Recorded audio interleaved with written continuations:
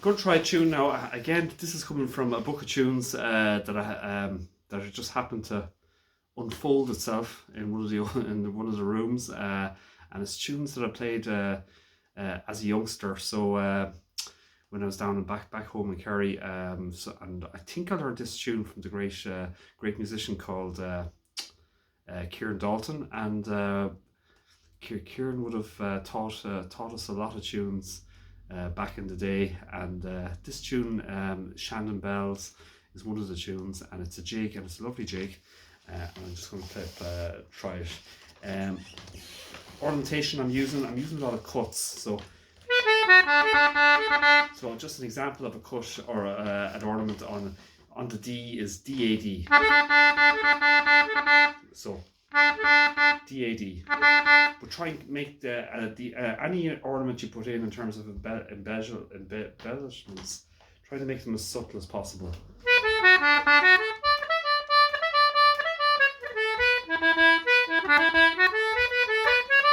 So there's ornaments going on in terms of B's. So the ornament on the B is BDB, which I've done before. D's, which is DAD, which is DAD on the pull. There's also ornaments on the second part on the high D.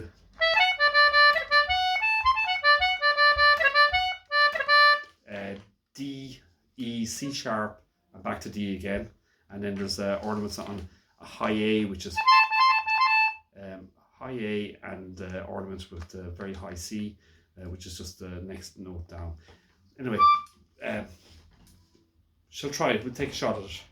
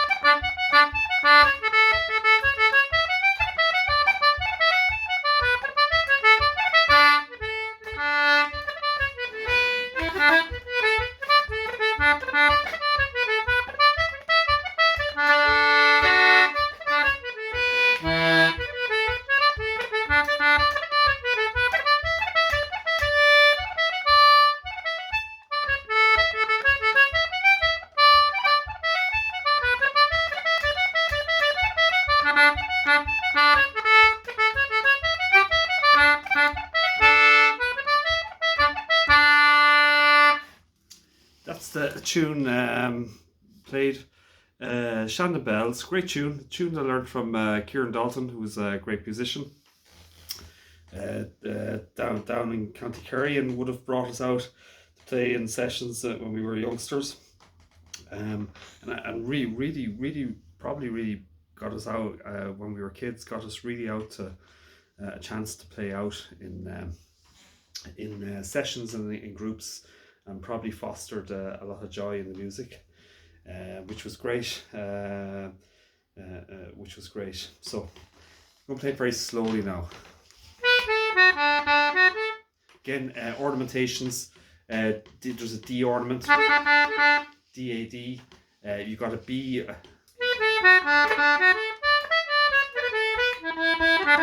You've got an E ornament you can use on the E, which is E-G-E, or if you can fit it in, E-G-E-D-E. So again, and you got cuts on the B as well.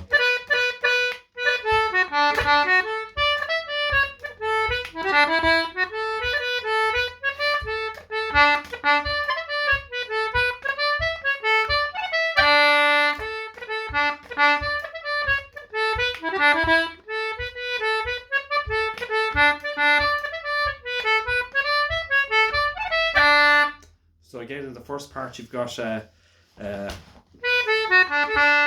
the ornament on the D, which is D-A-D, D pull. So if you've got a long D in whether it's a jig or whatever, you can ornament it or embellish it by putting in a grace note, which is for a D, it can be an A on the pull.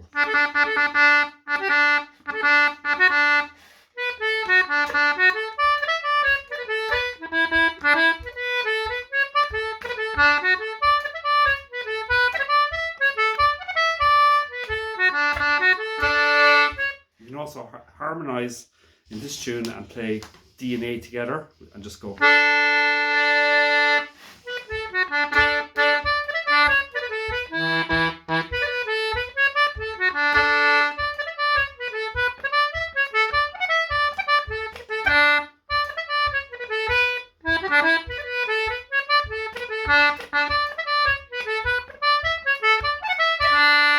I'm still concentrating on the first part, but you can also put stops and pauses. Again, if you think of music or especially Irish tunes, particularly when you look at an Irish tune and it's got the one rhythm all the way through in general. So if you're playing a set of jigs, it's got the one rhythm. So you can.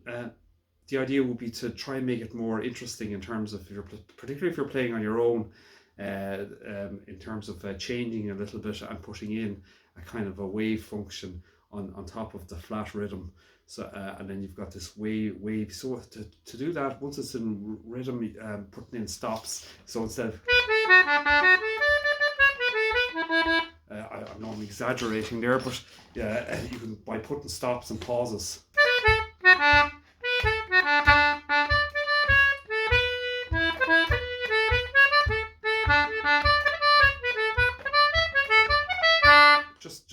Just to think about, every so often you could put in the odd pause rather than always thinking of putting in an embellishment or an ornament. Sometimes you can put in a pause, and if you look at if you ever hear a beautiful expression in mindfulness, the space between thought and action. So putting a space between the notes can be very effective.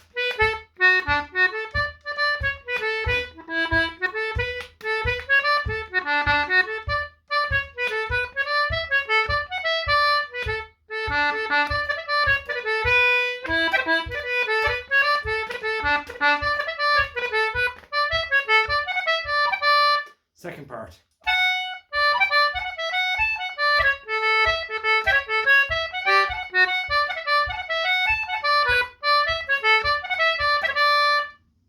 So I'm ornamenting the D's. You can ornament F sharp, which the high D's is. There's different ornaments you can use. The classic one is D, high E's, and then C sharp back to D again.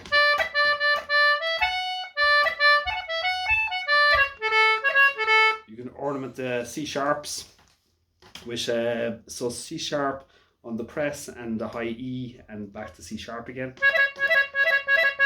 These are just ideas, so don't get caught up if you get the notes and print out the notes, generally speaking, if you get say two Ds together, you can ornament by just putting in a little grace note, and for a D it could be and the ornament is very subtle. So I'm using an E on the press there. So if you press the D and then press the E, you've got a number ornament there. The other thing to be mindful about the concertina is the notes are duplicated around it. So in terms of fingering system, generally speaking, on the CG concertina for Irish music, I'm using the press D a lot. I'm also using, I can use the D on the pull on the right hand side, but in general for the high Ds I'm using the press, and the same with the E, I'm using the pull high E on the left hand side. So see where notes are duplicated, and then think about it, and then you can start to, and just be kind of almost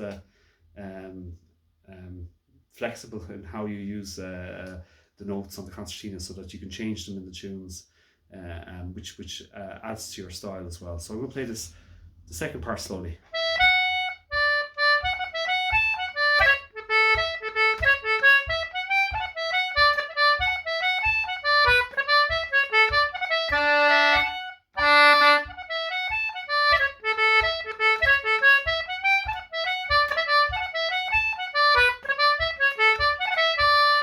First part again.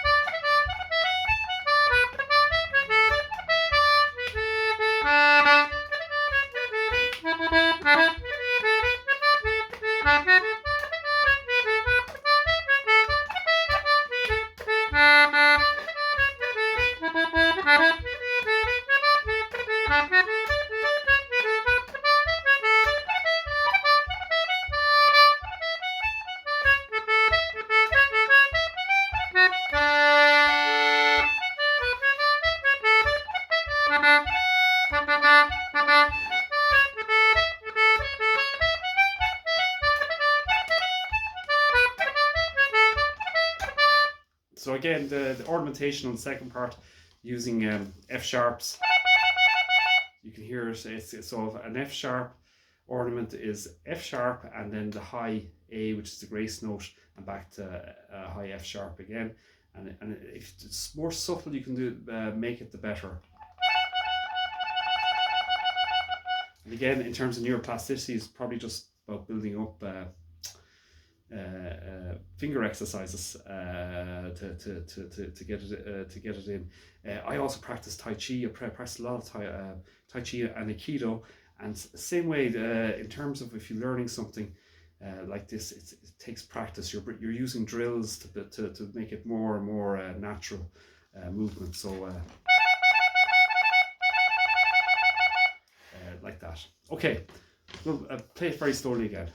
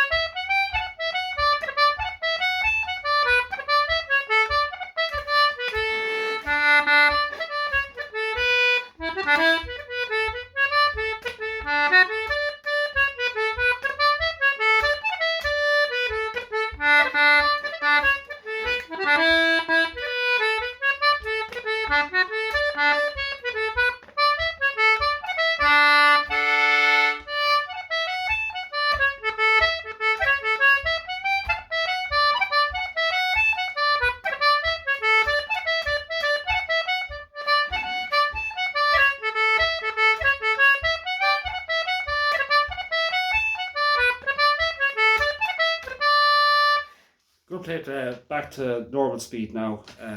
Again, really try and enjoy the sensation. Not the sensation, I keep saying sensation.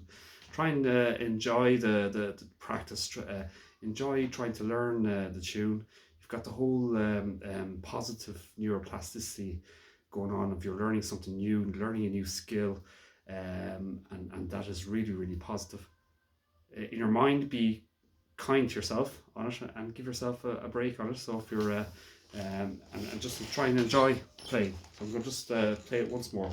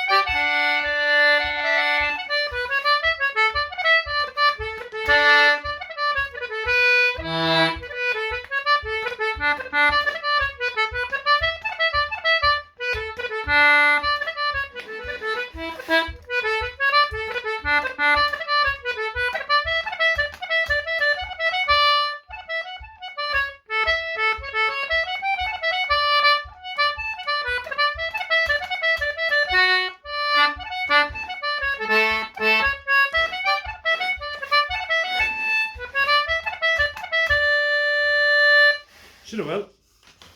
Shandon bells.